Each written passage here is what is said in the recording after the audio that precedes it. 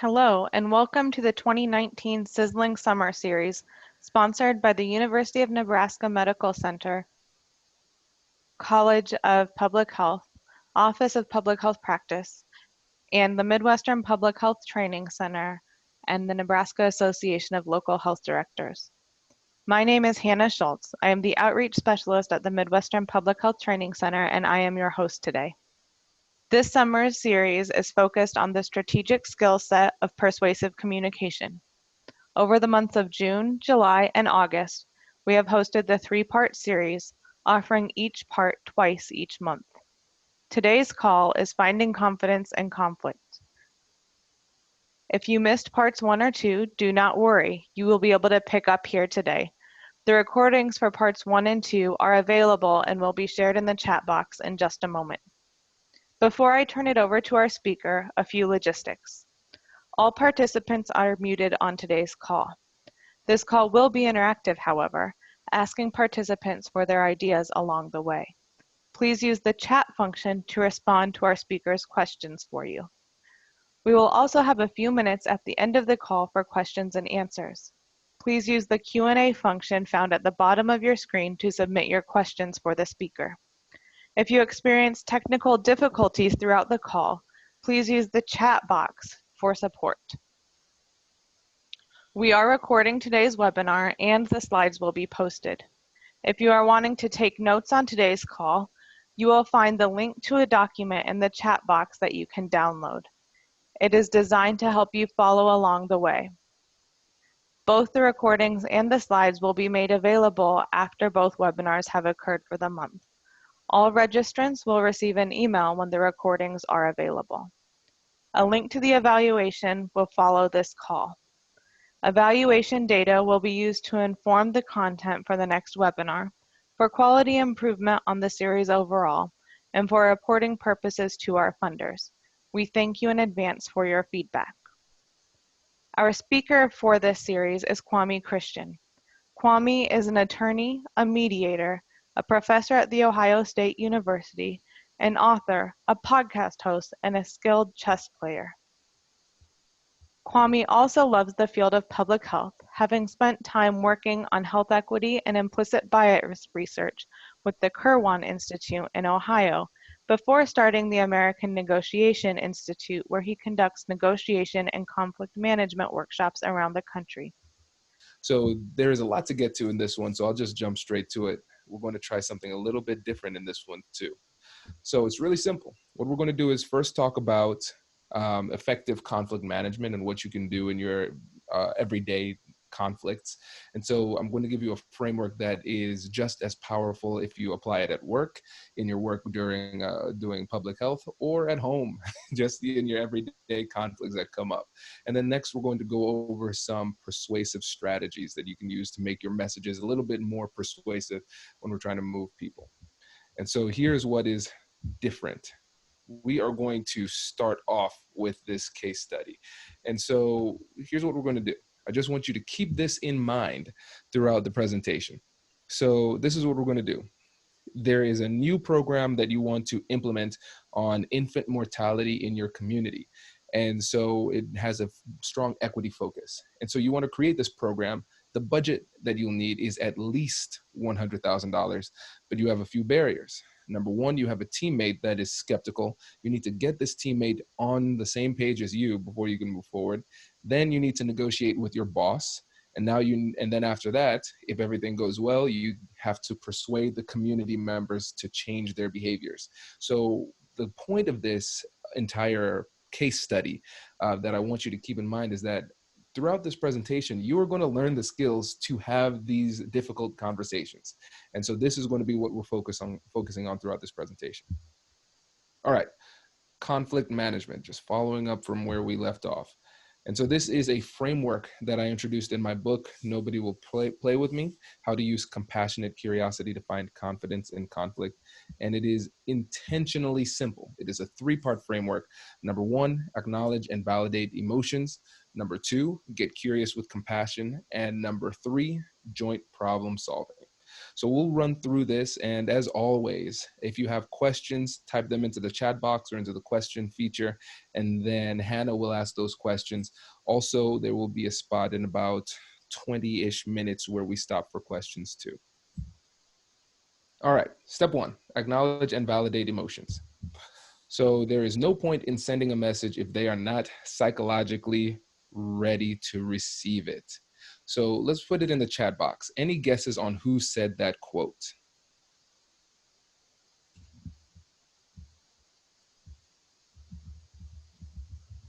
Any guesses? Just go ahead and put it.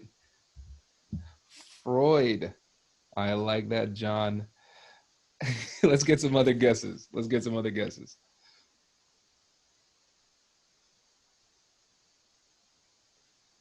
Gandhi. Steve Jobs.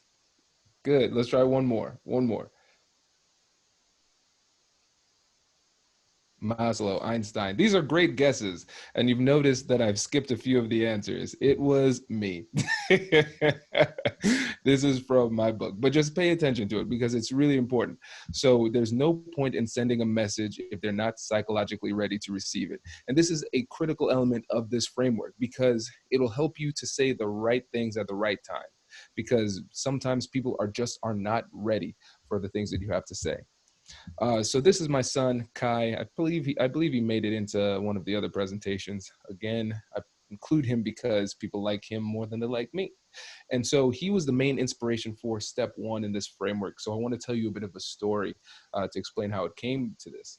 So in the mornings when I get Kai ready, that's my responsibility because my wife is a doctor. She goes to school early. She goes to work early. And so it was always a battle because I would have to try to get Kai ready and he wasn't feeling it at all. And so we got to this point last year where he would start every morning off by telling me who he loved more than me. And so I would say, hey, Kai, it's time to get ready for school. And he would say, I want mommy. I would respond by saying, mommy's not here, Kai. I'm all you have right now. So let's get ready to go. And so he would cry. I would want to cry. It was just a bad morning. And so then it started to escalate. And so one morning I said, hey, Kai, time to get ready for to go. And he said, I want mommy. Mommy's not here. Then he said, I want grandma. Grandma's not here. And then he said, I want Uncle Kobe. And so at this point, it's starting to get a little bit hurtful because my brother, that's Kobe, he lives 2 hours away. And so he's saying, okay, I want him, not you. And then after that, he said, I want Buxton, which begs the question, who is Buxton? And of course, Buxton is a dog, not just any dog, but my brother's dog who lives 2 hours away. So I said, all right, I need to figure something out. So I bought this book, How to Talk So Children Would Listen and Listen So Children Would Talk. Brilliant book. And one of the things the author said was you need to acknowledge emotions.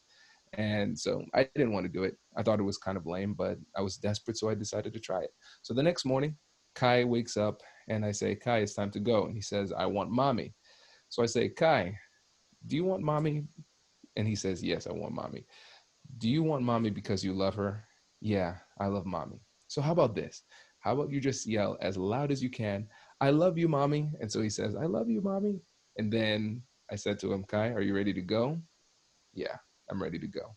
And he went and brushed his teeth without issue. And not going to lie, I was a little bit annoyed because I thought it was too easy. But the thing is, it taught me the difference between an emotional request and a substantive request. He didn't necessarily want me to make his mother appear right there. That wasn't what he wanted. It wasn't that he really thought that was a legitimate possibility. What he wanted to communicate was the fact that he had a specific emotional need and he wanted me to let him know that it was legitimate. And that was it. And so, of course, in these situations where we have difficult conversations, we're not saying that it's always going to be simply an emotional need, right? But we recognize that the emotional element is a barrier.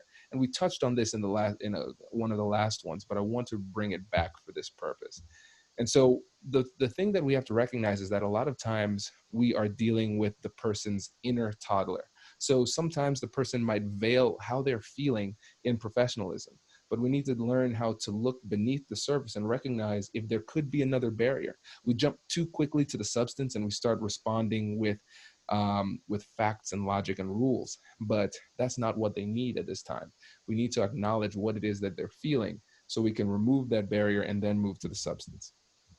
So early on in this stage, like I said, facts, logic, rules, even though they might be valid and germane to the conversation, given the timing and their emotional state, they're not ready to receive the message.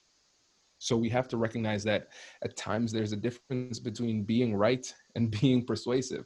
And that's the thing, especially when we're in a heated conflict. A lot of times the things that persuasion requires us to do, it doesn't feel good because we'd rather fight back and attack the other person or tear down their arguments. But really, that's not what is necessary in order to change their behavior. That's always the goal, to change the way that they are behaving in this instant or changing their underlying beliefs. If you attack them and attack the foundation of what they're saying directly, usually it doesn't work out. So what we want to do is we want to let them know that what they are feeling and thinking about the situation makes sense. We might not agree with what it is that they're saying, but we can at least say, all right, correct me if I'm wrong, but it sounds like you're saying this and it's making you feel this because of this reason, right? And just simply being understood helps to eliminate that emotional barrier that people are feeling in these conversations. So here's some key words for you. You want to say things like, it sounds like blank, or it seems like blank. And my personal favorite is, if I were in your position, I would feel like this. And that last one is especially important for somebody who is unwilling to concede the fact that they feel any type of emotion in this situation. So especially if somebody is has a big ego and considers themselves to be very smart, they might feel as though emotions like this are beneath them. And so what you would do is say, listen, if I were in this situation, I would feel like this. It might be easier for them to connect with you putting it on yourself than them absorbing it themselves. And so what we're doing psychologically here is we're removing the amygdala from the equation. That's going to be the first barrier that we face, that emotional barrier. So we want to quiet the amygdala so we can have more productive dialogue down the road. So number 2, get curious with compassion. So let's again go to the chat box. Who do you think of when you hear the term compassion? What names pop to mind?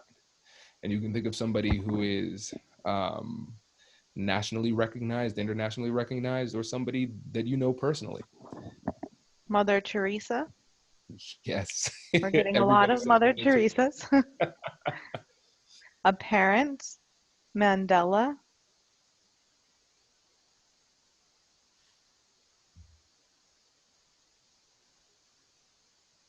Eleanor Good. Roosevelt, teachers, Florence Nightingale,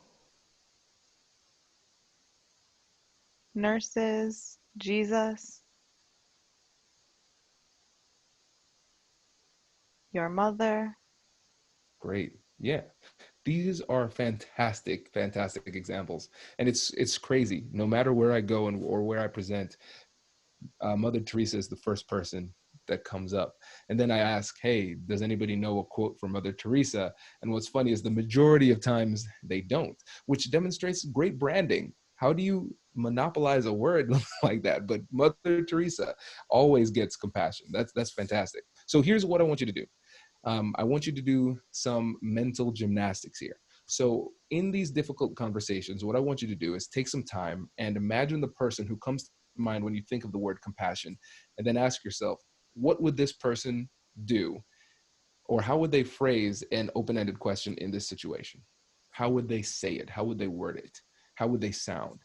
And so, of course, people are probably wondering, what is the point of this mental gymnastics that you're having us do? But here's the reason why.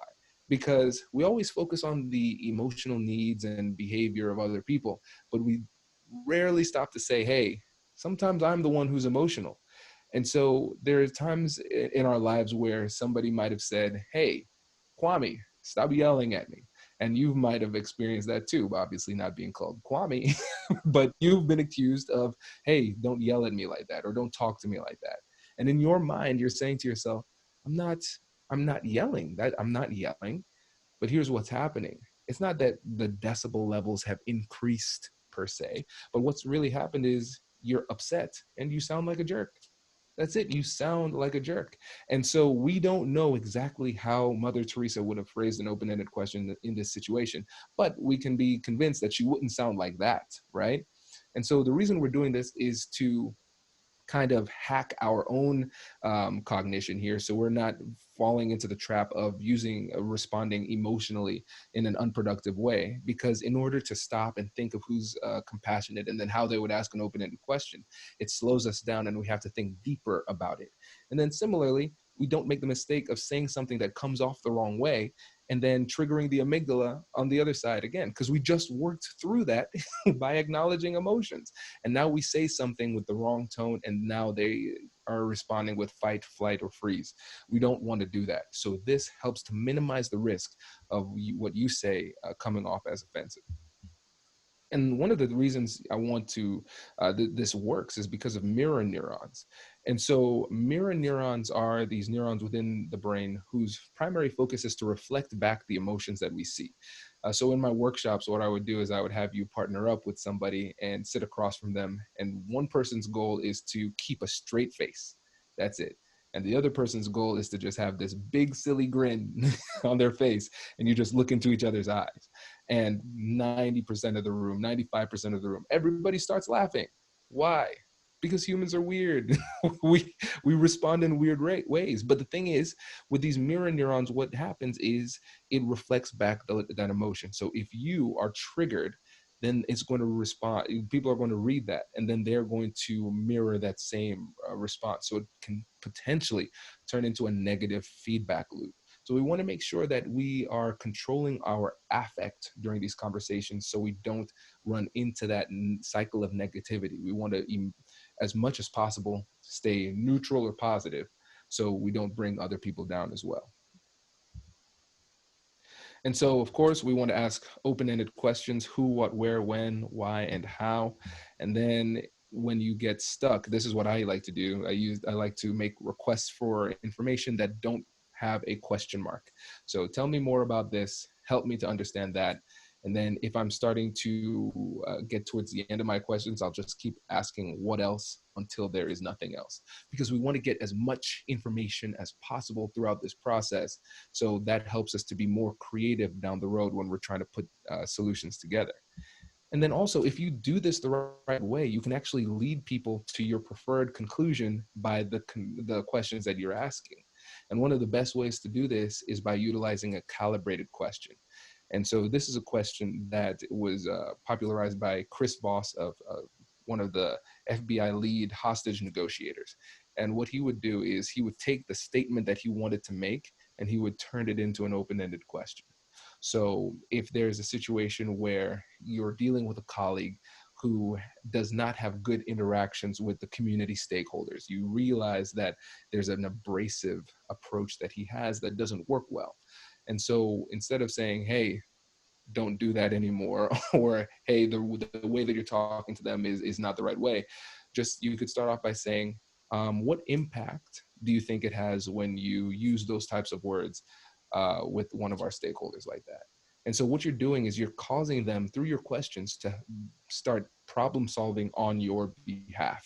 And so it is a more indirect mode of persuasion, but you avoid a lot of that resistance, because with these persuasive opportunities, the law of physics apply. Every action has an equal and opposite reaction.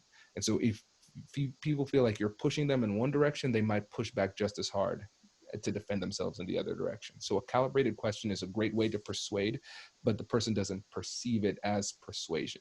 They think about it as a problem-solving question, and they might just come to your conclusion. So question for all of you: when it comes to your difficult conversations with colleagues or stakeholders or leaders in the community with regard to public health, what type of information is beneficial for all of you to have going into it?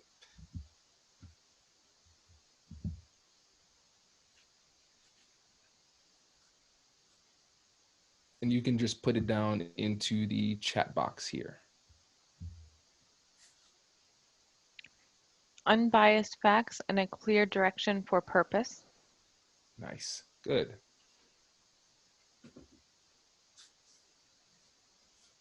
Anybody else? Do we just have one? There we go. What that person responds to most, science and data on the issue at hand, the person's role in the situation, data with 2 exclamation points. Good. Brilliant. Very, very good. Yeah. And so what you want to do is you want to think through the stuff that you need to know, the information, the data that you want to collect through this interaction, and then formulate the questions that you need to ask in order to get that information beforehand. Oh, I like that last one. Examples from other jurisdictions to share. That's brilliant. Very, very good. Perfect. All right. Last step number 3, joint problem solving. And so this is something that you'll use toward the end of the process, where you've worked through the emotions, you've gathered information through asking questions, and you've started to pull them toward your preferred conclusion with the strategic questions that you've asked. And now you're working together to try and solve the problem. You have all of the information you need, or at least enough.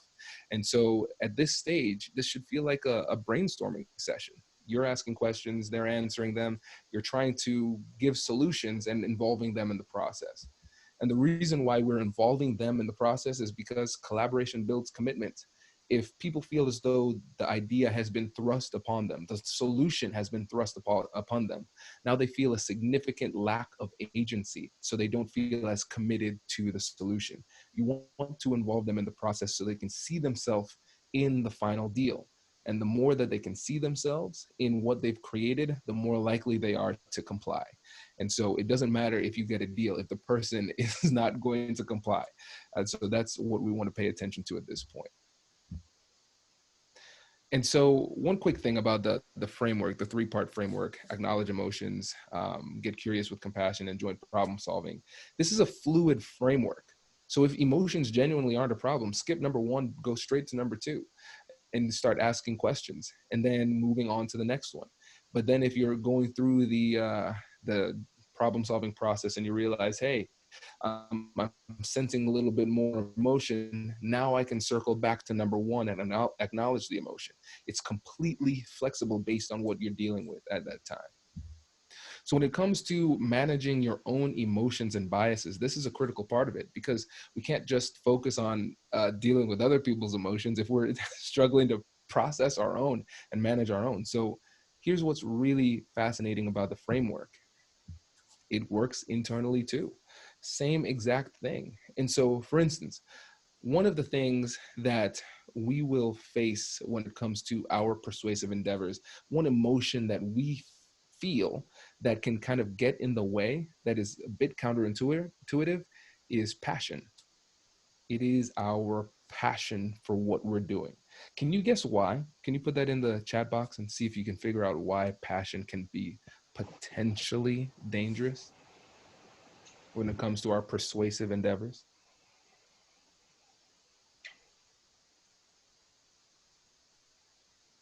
Passion is fuel, and fuel burns hot when heated. Exactly. Shuts off our empathy. Yep. It's fueled by emotions. Passion can be mistaken for anger or frustration. It leaves us vulnerable. We only tend to see our own side. Passion can often overshadow the feeling and thoughts of others. You tend not to listen when you're passionate. Passion can be biased. It puts others on the defense. Brilliant. It's intimidating to others with less buy-in. Comes across as wanting your own way. Yes. These are great. This is actually far more than I thought of before I came in. It sounds like, I don't know, Hannah, it sounds like to me we have a lot of self-aware, passionate people listening today. But that's really great. And so that's the thing. We always think about biases in terms of the negative biases. For instance, the obvious one: racial, gender, cultural bias. Oh, I don't like that person because of who they are, right? But we also need to worry about positive biases, because they come with other dangers too. So the passion, like we said, it could come off as aggression to the other side. Trust. Let's say if we like somebody more than other people, then we listen to what they're saying with less scrutiny. We're more easily persuaded. So that positive bias is problematic as well. And so before we have these difficult conversations, we need to acknowledge and validate the emotions that we're feeling, both positive and negative. If whether it's a thought or an assumption or a bias, we need to identify those things beforehand. Because if we don't, sometimes we think pure cognition is like a gold standard, but sometimes it is poisoned by our biases and our emotions. So we think that we're thinking clearly about it, but if we don't take the time to do an audit, an assessment of how we're feeling, we won't even recognize how these biases and beliefs are pulling our analysis beforehand. So we need to acknowledge and validate these emotions. And then we need to get curious with compassion to figure out where they come from. So why do I feel this way? What led me to this belief? And the compassion side is really important because a lot of times we are our own worst critic. And so if we vilify ourselves or demonize ourselves for the way that we're feeling, then we're going to stop the analysis short. So if I am frustrated in a conversation and I say to myself, Kwame, you're a lawyer, you teach this to other people, why are you feeling this way? Come on, get over it. See, that hurt. That didn't feel good. So now I don't want to dig deeper and figure it out. And so you go through this process, you learn more about yourself and how you're feeling and why you're feeling that way. And now you move on to step 3, joint problem solving. So this might sound weird because it's just you. But in reality, what you're doing here in the 3rd stage is you're coming up with solutions that would work, that fit your emotional needs and your. So when somebody gives a solution, you've already thought through it. So you can say to yourself, no, actually, that doesn't work. That would not sit well with me. So let's move on to another option. So you want to take the time to use this same framework internally before the conversations. And with that, we want to stop for questions before we move forward. Any questions pop in, Hannah? I don't see any right now. Okay, cool. I'll give a couple more seconds before we move on. I want to make sure we give everybody a chance. All right. Okay, good deal. We're going to move forward. And again, as the questions come in, go ahead and put it in the Q&A box at the top of the screen, and then we'll get to them at the end. So now we're moving on to additional strategies and tactics. The first thing I want to talk about is no. How to stand your ground. The most important word in these difficult conversations is no. So imagine if we're going out to a movie and I say, hey, Hannah, do you want to go see this new movie on Friday? And you say, yeah, that sounds great. Let's do it. And then Friday comes along and you say, actually, no, I can't do it. See, now my feelings are really hurt because I had my hopes up and now they've been dashed against the rocks. But if I say, Hannah, do you want to see this movie? And then Hannah says, actually, no, I don't think I can make it. But then later she says, actually, yeah, I can do it. How do I feel? I feel good, right? And so here's the thing. It's easy to turn a no into a yes, but it's really hard to turn a yes into a no. If you try to go back on a commitment that you made, then it makes the relationship a little bit damaged through that process. And so no is always the safest response, but we need to know how to say no effectively. So I'm introducing to you the cutest way to say no, which is the no sandwich. And so think about it. With every yes, with every no that we say, there's a yes behind it. So you start off with that yes. So again, let's give the example of I say, hey, let's grab lunch on Monday at noon. Can you do that? And so you would say, actually, unfortunately, I am going to be not unfortunately, it's a privilege. You're happy about this. I am attending a webinar at noon on Monday. So unfortunately, no, I can't do it, but keep me in mind for future opportunities because yeah, I'd love to catch up and grab lunch. So it's a yes to what you're actually doing, which is this webinar. And then a very quick no, and then a yes to the continuation of the relationship. And so if you're in the middle of a difficult conversation and somebody gives you an offer that does not work. So for instance, if you're giving feedback to somebody and they, well, how about I do it this way? And you know that doesn't work. Now you can say, you have a simple framework. that you can use to say no. So unfortunately, that because of the way that the community works, we have to continue on this exact same timeline. So unfortunately, I have to say no to that. But I want to continue to have this conversation so we can think through some other solutions to the issue that you brought up. So you're letting them know that the conversation isn't over, but you're continuing it. And the most important thing is you're separating the person from the rejection.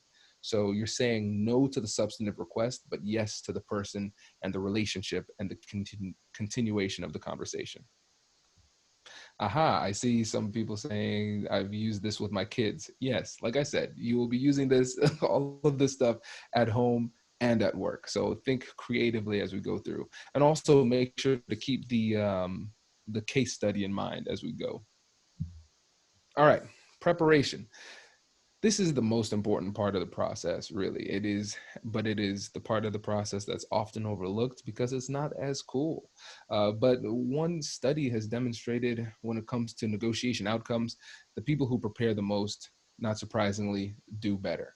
But what's interesting is in that study, they were able to get 11% more value for themselves, but at the same time, also getting 6% more value for the other side. And so that's critical because that means that the other people enjoy negotiating with them at more because, hey, not only does he try to do well for himself, but at the same time, they're watching out for me. And so it makes the whole negotiation process easier. So you want to think through what it is that you're going to do and say during the negotiation. But most importantly, we want to think through what happens if you don't get a deal. Most likely, you're going to still survive. The the opportunities are still going to be there in certain different capacities, but you have to realize that there's life after rejection. And it's important because now you feel comfortable saying no. Whereas if you don't have a clear alternative of or understanding of what happens if you don't get an agreement today, you might feel unnecessary amounts of pressure to come to an agreement when it's inappropriate. So keep preparation in mind. I see a question here from Angela. Are you saying yes, no, yes? So it's yes, no, yes. Good question. So it starts with a yes, and that's to what you've already committed to, or the reason behind why you've rejected the offer. And then a quick no, and then a yes to the person, the conversation, and the relationship. So that's the slight difference. And this will get clearer once we go into the case study. So good question, Angela. The last thing is another thing that's important to remember, and I'm keeping an eye on the clock because I really want to get to that case study, is persistent works. Persistence works. And a lot of times we make the mistake of adjusting too soon. And so when it comes to these difficult conversations, one of the words that often comes up is assertiveness. What does assertiveness mean to you? I want to get some thoughts here in the chat before we go on, because I think it's a concept that can be misconstrued at times. Pushy, Pushy. Ah, stern, pushy,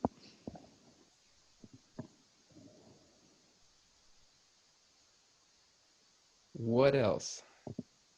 deliberate response, direct, being clear and direct without being aggressive, standing your ground with compassion, not easily compromised, confident, Very good. commitment, Nice. Very good. Let's roll with that last one. I like commitment. And so it's commitment to what? What's the question? What are we committed to? What do you think it is?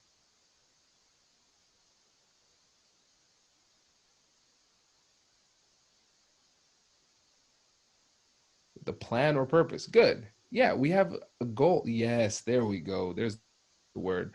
Yes, all of these things. Um, Hannah, you have your work cut out. A lot of things just came in.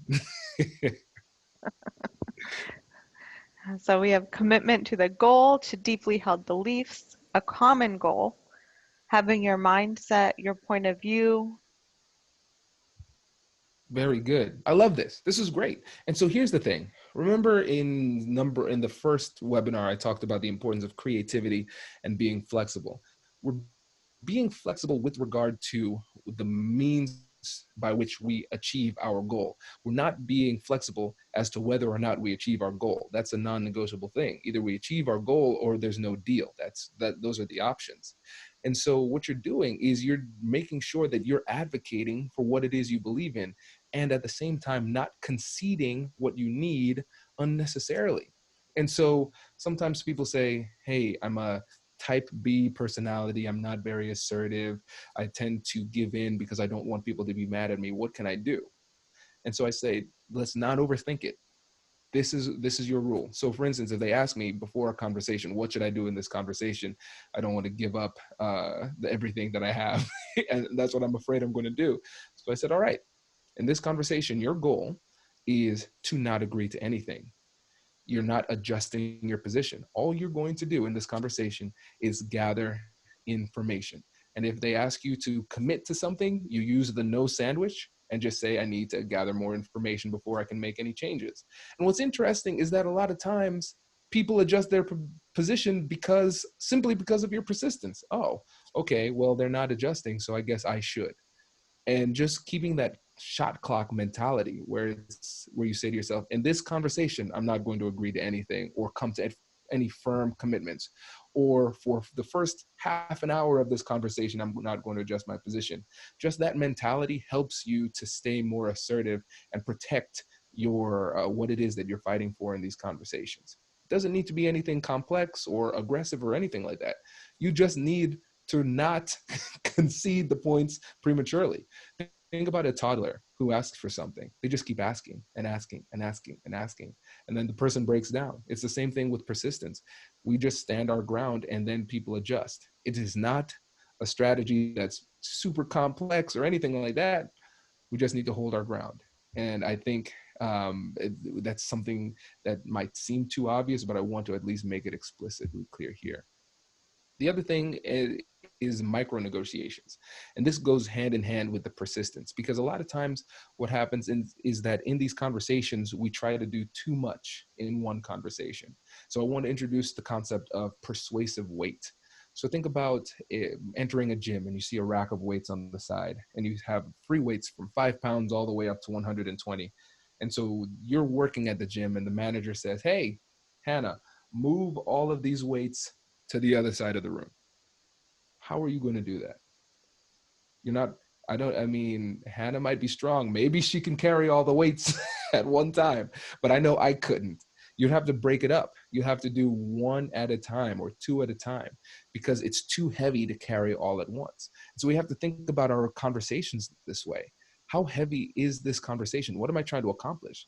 Maybe I can't get everything that I want in this conversation. Maybe I should set it up and strategize with a 3-meeting plan. The first meeting is to gather information. The second meeting is to introduce my idea. And the third meeting is to talk out the details. You want to break it up as necessary because you don't want people to simply say no because you're asking for too much too soon. And so the thing to keep in mind is perceived risk. It is going to be harder for you to get a yes when there is a larger perceived risk on the other side. And by breaking up the conversations into smaller pieces, it seems like a less risky proposition. And so in these conversations, you have to realize that sometimes people say yes, and we think that it's an agreement. And then a couple weeks later, we find out that clearly we have a different perspective on what yes means. So I want to give you a quick solution for that situation. There are 3 types of yeses: confirmation yes, counterfeit yes, and a commitment yes. Commitment yes, this is what we want. This is a true commitment and an agreement that lasts into the future. This is, you can compare that to the confirmation yes, which is often taken as a yes too quickly, where somebody's simply just saying, yes, I hear you. And then the counterfeit yes is an example of the flee response. They're just saying yes to end the conversation, to get out of that situation as soon as possible. And so the way that we figure out whether or not this is a true commitment yes is by testing it. So after somebody says yes, you want to ask them how they plan on following through, and then give a hypothetical. Well, what happens if this happens? Okay, can you reconfirm how you plan on making this happen, or what other barriers you might face when you have to take this back to your team? Those type of things. You want to test it. And so essentially what you're trying to get them to do is to reiterate that yes 3 different times. And a lot of times people get afraid of doing this because they say, but what if the deal breaks down? What if they eventually say no? Then most likely it was going to turn into a no later down the road. So if this deal or agreement is going to break down, I want it to break down in my presence so I can then make adjustments. Because if I take a yes that is not a true yes and move on with it and try to move forward with that, that's going to be more problematic. So if it breaks down, I want it to happen in front of me. Oh, Hannah, we have a question.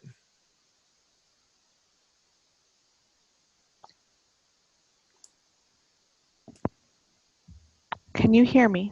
Yeah, I can hear you now. I pushed the wrong button and started making a phone call. So the question, do you use any specific sort of template to plan out your overall strategy and conversations? Yes, let me give you this link.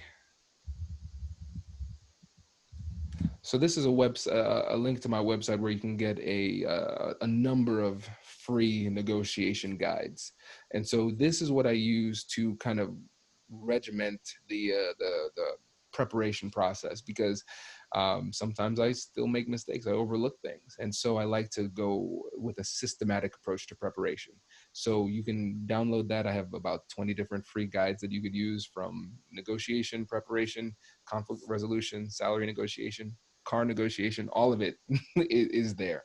So great question. So you can download that if for preparation for your next difficult conversation. Now, coming to the last parts here, 6 sources of influence. I just want to put this out here as far as a kind of like a buffet of, well, maybe not a buffet, an a la carte approach to persuasion. And so this is from the best-selling book, Influence by Robert Cialdini. Great book. And all of these have been vetted and thoroughly researched.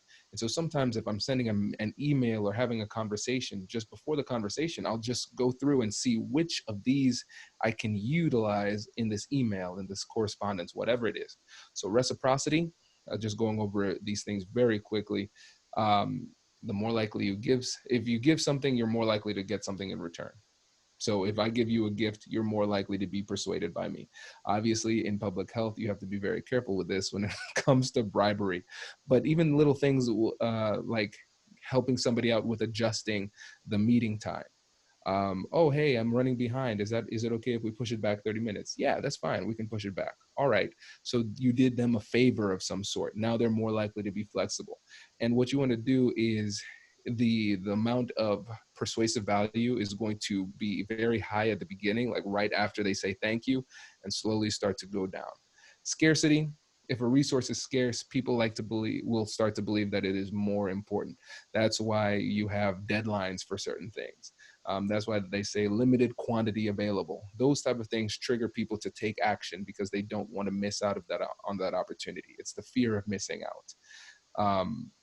Authority. So if you have somebody who is an authority figure, so in science, it could be a scientist. In different communities, it could be the community leader. If you have some advocates talking about the efficacy or why of this program or why this thing works, it carries a lot of weight if somebody is seen as an authority who vouches for what you're saying. And then also, of course, you want to try to make yourself out to be an authority throughout the process as well. And so consistency. If somebody said something in the past, they're more likely to comply with it. So for instance, if you go into a community and one of the leaders says, yeah, we're having a lot of issues with infant mortality. And then you say to yourself, okay, well, 2 months down the road, you can say, all right, Mrs. Leader, what you said earlier about your issues with infant mortality, we actually have a solution. Would you like to help us to champion this in the community? Since you reminded them about what they said earlier, they're more likely to comply in the future. Liking, very simple. If I like you, I'll give you more things. And social proof. If you can prove that this program, for instance, has been utilized in different communities, or lots of people are eager to use it, those type of things, people are going to be more persuaded, because when it comes to decision making, humans, we are social creatures. And so if we see a lot of people doing something, we will assume that we should be doing something that similar thing, especially if it's an ambiguous situation. And then lastly, let's see, let's skip to anchoring. Anchoring, I would say, is the most powerful persuasive technique that I'm going to share with you today. The most powerful. And I'll give an example. So this was a really, really interesting study by the book by Daniel Kahneman, popularized in the book Thinking Fast and Slow. And so what he did was he separated people into two groups, Group A and Group B. In Group A, they were prompted with a question. Group B, they were prompted with a question, and then they were both asked the same question to see how it differed. So the first question for Group A was, do you think Gandhi was older than or less than 140 when he died? Okay, kind of a silly question. But then he asked Group B, do you think Gandhi was older than or less than 13 when he died? Okay, and then they asked both people in the different groups, all right, how old do you think Gandhi was when he died? And so in Group A, since they were prompted with a question that said 140, they on average guessed 20 years higher than people in Group B who were primed with 13. And we both know that these are nonsensical questions, right? But the thing is, it still had a profound effect on people's estimations. And what's even more interesting is that when they asked after the fact, hey, were you impacted by the question? People would say, oh, absolutely not, no. And so with anchoring, what we're doing is we're changing the reference point for the conversation. So you want to start this conversation with the most aggressive request that you can reasonably justify. And so a simple way to test whether or not you can reasonably justify it is the because test. I'm asking for this because. And so what happens is that it reorients the reference point to something that is more in your favor, so that even if there is subsequent negotiation, it is more likely that the negotiation will end up closer to where you started with your request. So here's what I want to do. And then I'll end with this last rule of thumb. If you have as much information or more information than the other side, then you make the first offer, because then you can anchor, and anchoring is an incredibly powerful tool. But if they have more information than you, then you wait for them to make the first offer and then counter. Because if you try to make the first offer when you don't know, then you could put yourself in a really bad position, or you could lose credibility because it becomes clear that you don't know what you're talking about. So those are things to keep in mind. So let's go back to the case study. All right. So just a reminder, you're trying to implement this new infant mortality program, and the budget you need is at least $100,000. Barrier number one, you have a skeptical teammate. Number two, you have to negotiate with the boss. And number three, you have to persuade the community to change their behaviors. So let's deal with the first thing, your skeptical teammate. So when you brought this idea up, your teammate seemed annoyed with your suggestion and shot it down without much consideration. And you don't know what the reasoning was behind that. So if we're going to use the compassion and curiosity framework, what is the first thing we would do when it comes to acknowledging and validating emotions? What kind of stuff would you say to your colleague?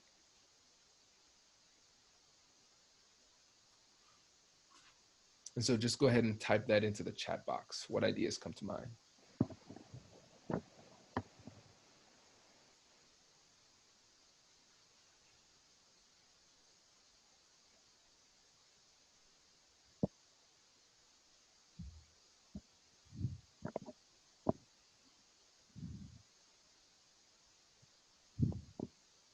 Uh-oh. Oh, Seems there like we you go. may have other ideas. I understand you're skeptical. Can you tell me more about why?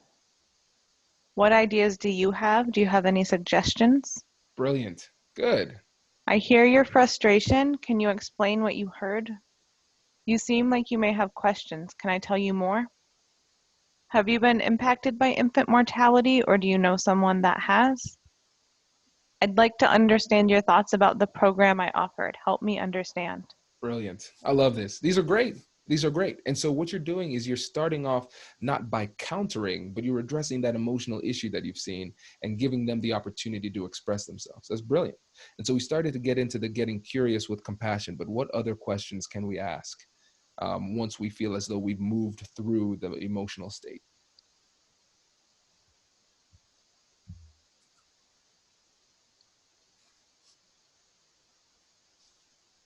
Let's get a couple before we move on.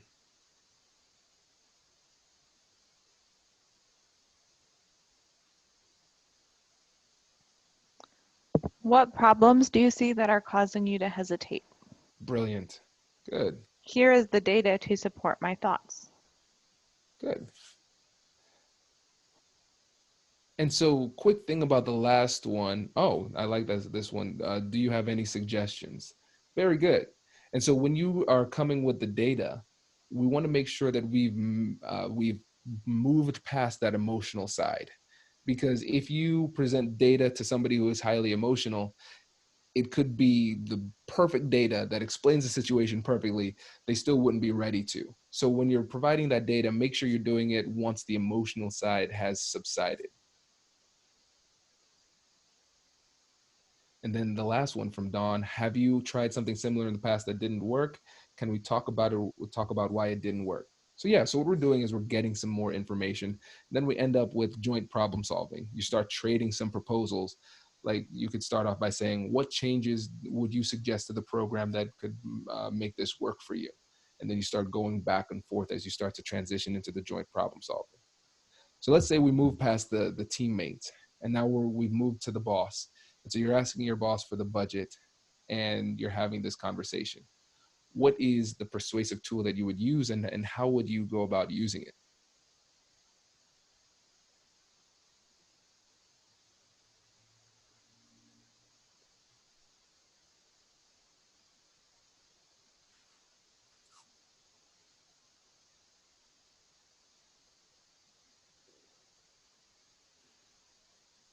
And I'll give you a hint. It's one of the most recent tools we used. Ah, Christina, very good. We'll use the same framework. Exactly. And this is the cool thing about the compassion and curiosity framework. It's applicable in every single conversation. That is going to be your baseline. Good. So this feels like a good place to showcase other programs that are winning with this plan. Very good. And so what you're saying here is you're providing the data to explain why it works. Who remembers anchoring? Let's try to use anchoring here. I would start with the impact on the community and the problem and give statistics and examples. Good, good, good, good. And so that brings up the validity of the program and explain the impact the program could have on others. So this is really good because we're bringing in some of the data from the influence book, right? So authority, that's the data and statistics. Social proof, we're talking about how it's worked in other programs. Share that you've discussed with other colleagues and incorporated their feedback. Good. So that's more social proof. And so one of the things, this one, show multiple plans with one costing several thousands more and break down the actual cost plan. There it is. So, aha, now let's blend these two. And what do you think we could accomplish with a $200,000 budget? Brilliant. And so what you're doing is that you're blending the social proof from other programs that cost a lot more and then asking the question, what do you think we could accomplish with a $200,000 budget? You're setting that reference point incredibly high. So when inevitably we start to negotiate and the number starts to go down, you still are more likely than not to get at least that $100,000 budget that you wanted. But you want to start off with that anchor and explaining why you come to that conclusion, because you have the social proof, you have the data, all of that stuff. Brilliant, brilliant, brilliant. All right, last one. So now we're persuading the community. So when it comes to behavior change, we have to focus on a couple keystone behaviors, right? We can't just say, all right, these are the 35 different things that you need to do to improve your health outcomes. What we need to do is we need to focus on the high leverage behaviors in order to then build our persuasive strategy around it.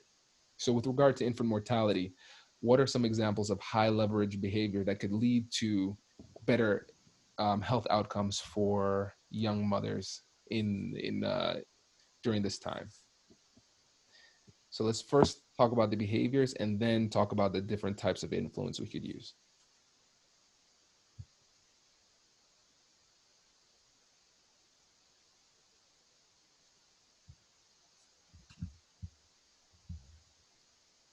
Safe sleep,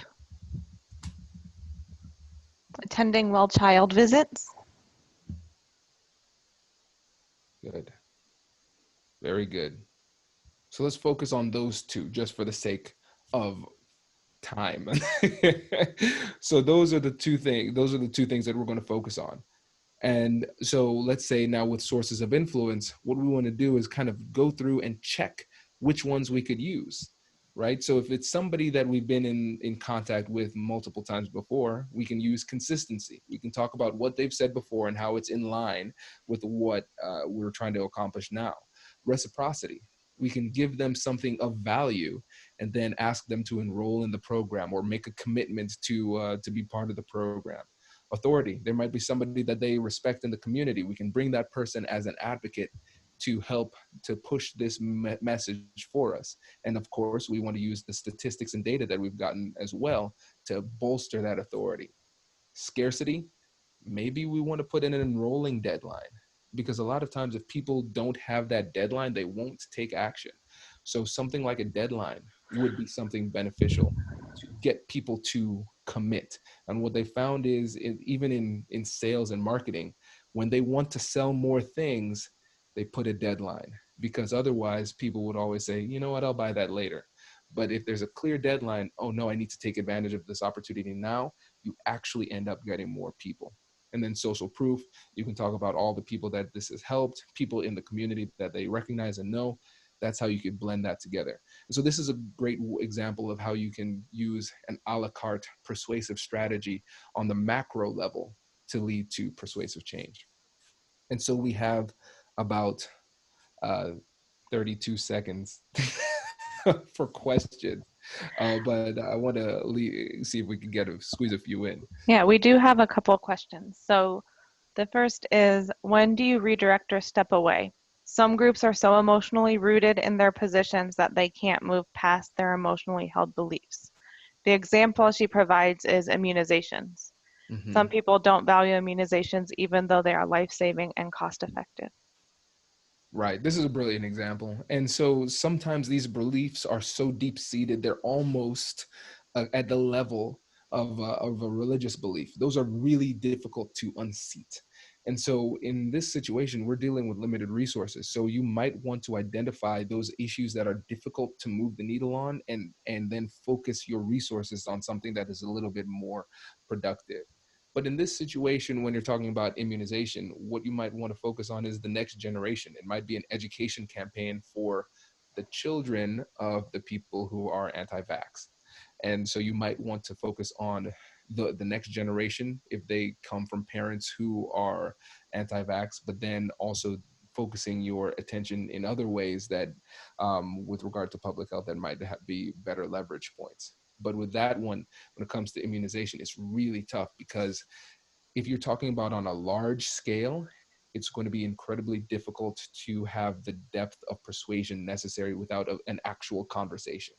And so I would just say you're more likely to persuade somebody who believes in something like that one-on-one than with a media campaign. So that's a tough question. I would send me an email afterwards and we can have a conversation, because there are multiple levels to that one. It's a really good question though. And that's actually something I'll bring up with Katie too, because she's going to be on the podcast, because I would want to spend a little bit more time digging deeper into that one. Yeah, and immunizations have come up on a previous call as well, so Yep. it's a good idea. Another question. Passion is not necessarily related to your level of knowledge. What do you do when your passion has taken you beyond your level of knowledge? So essentially, what you're a level 3 swimmer who went into level 5 waters, right? Um, Here's the situation with these difficult conversations: you can always stop or back up.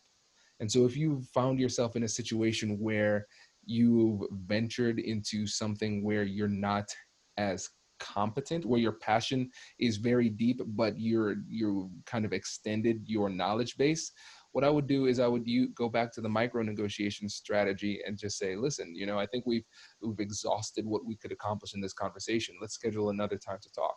In that time, you have two options. You can either educate yourself or get a teammate who is well versed in those things to help balance you.